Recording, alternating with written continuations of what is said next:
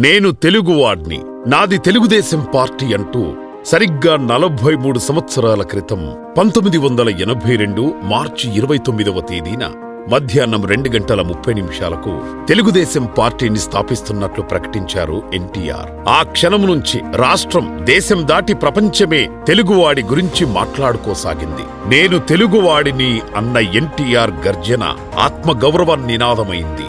కేవలం 9 నెలల్లోనే చారిత్రాత్మక విజయాన్ని అందుకున్న ఎన్టీఆర్ ముఖ్యమంత్రిగా పదవి చేపట్టిన నాడు ఆయన లక్ష్యం ఒకటే: పేదవారికి పట్టెడన్నం పెట్టాలి, తలదాచుకునేందుకు పక్కా ఇల్లు కట్టివ్వాలి. తెలుగుదేశం మొదటిసారి అధికారంలోకి వచ్చిన 1983లో ఉగాది నాడు ఎన్టీఆర్ ప్రారంభించిన ₹2 కిలో బియ్యం పథకంతో తెలుగునాట సంక్షేమ యుగాది ప్రారంభమైంది.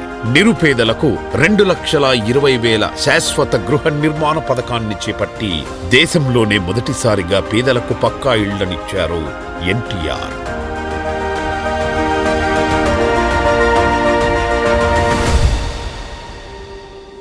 ఇక visionary leader, cyber savvy chief minister, CEO of Andhra Pradesh, IT Indian of the millennium, business person of the year, ఒక్కొక్క మలుపులో ఇలాంటి ఎన్నో పిలుపులను అందుకుంటూ తెలుగువారి దార్శనికతకు ప్రతీకగా నిలిచారు నారా చంద్రబాబు నాయుడు గారు. ఆంధ్రప్రదేశ్ విజన్ 2020 పేరుతో ఓ దార్శనిక పత్రాన్ని చంద్రబాబు విడుదల చేసినప్పుడు ఆ మాట విని నవ్విన వారికి సమాధానమే సైబరాబాద్. 1998లో హైటెక్ సిటీ పేరిట ప్రారంభమైన Hyderabad information technology and engineering consultancy city ఒక అంతర్జాతీయ సంచలనం.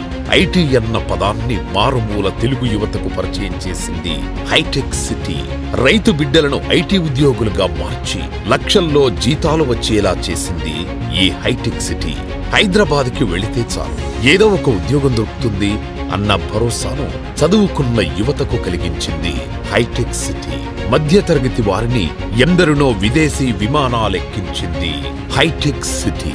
అదే సమయంలో సమాజంలో దాదాపు సగం శాతం ఉన్న మహిళల శక్తిని, మేధస్సును, శ్రమను, సృజనాత్మకతను ఉపయోగించుకోకుండా అభివృద్ధికర సమాజాన్ని నిర్మించలేమని భావించిన చంద్రబాబు గారు దేశంలోనే తొలిసారిగా డ్వాక్రా పథకం కింద స్వయం సహాయక సంఘాలను విస్తృత స్థాయిలో ఏర్పాటు చేశారు. స్వయం సహాయక సంఘాల ఏర్పాటుతో వృత్తిదారులకు ప్రోత్సాహం దొరకడంతో మహిళల అభ్యున్నతితో పాటు గ్రామీణ ఆర్థిక రంగం కూడా పుంజుకుంది. ఇలాంటి ఎన్నో విప్లవాత్మక పథకాలతో ఎన్టీఆర్, చంద్రబాబు గారుల సారథ్యంలో తెలుగువారి జీవనాన్ని అభ్యుదయం వైపు నడిపించిన పార్టీ తెలుగుదేశం పార్టీ.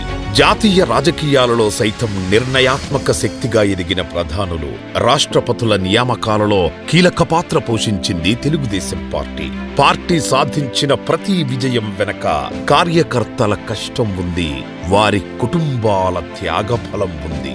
ఇది గుర్తించి కార్యకర్తల కుటుంబాల సంక్షేమం కోసం ఏదైనా చెయ్యాలని ఆలోచించిన నాయకుడు నారా లోకేష్ గారు. పార్టీ కార్యకర్తల కోసం ప్రత్యేకంగా ఒక సంక్షేమ విభాగాన్ని నెలకొల్పిన మానవతావాది లోకేష్ గారు. తెలుగుదేశం పార్టీలో 3వ తరం నాయకుడిగా ఆయనలో యువ ఉత్తేజంతో పాటు నిలకడగా, లోతుగా ఏ సమస్యనైనా మానవతా దృక్పథంతో ఆలోచించే పరిమితి ఉంది.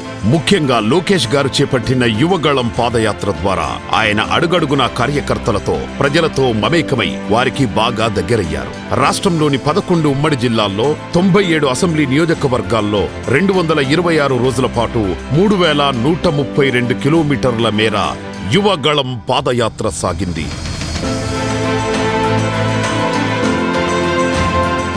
ఈ పాదయాత్ర పొడుగున యువనేతకు రక్షణ గోడలా నిలిచి పాదయాత్రను విజయవంతం చేశారు కార్యకర్తలు.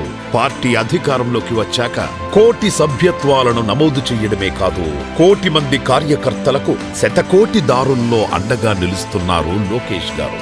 ఒక నిరుపేదకు గుండె అమర్చాలంటే నిమిషాల్లో నిర్ణయం తీసుకుని సొంత ఖర్చుతో ఒక ప్రత్యేక విమానాన్ని ఏర్పాటు చేశారంటే అది మామూలు విషయం కాదు. ఆపదలో ఉన్నారని ఒక్క మెసేజ్ పెడితే చాలు, పార్టీ సంక్షేమ విభాగం నుండి మొదలుపెట్టి ముఖ్యమంత్రి సహాయ నిధి వరకు తన పరిధిలో వీలైనంత సాయం అందిస్తారు. అంత టైం లేదనుకుంటే తన కష్టార్జితం నుండైనా ఖర్చు పెట్టేస్తారు. ఇటువంటి నాయకుల చేతిలో తీర్చిదిద్దబడిన తెలుగుదేశం పార్టీ 43 ఏళ్లుగా తెలుగువారి జీవనంలో ఒక జన్యువైపోయింది అంటే అతిశయోక్తి కాదు. అటువంటి తెలుగుదేశం పార్టీ 43వ ఆవిర్భావ దినోత్సవం సందర్భంగా పార్టీ అధినేతలైన 1,00,00,000 మంది కార్యకర్తలకు శుభాకాంక్షలు.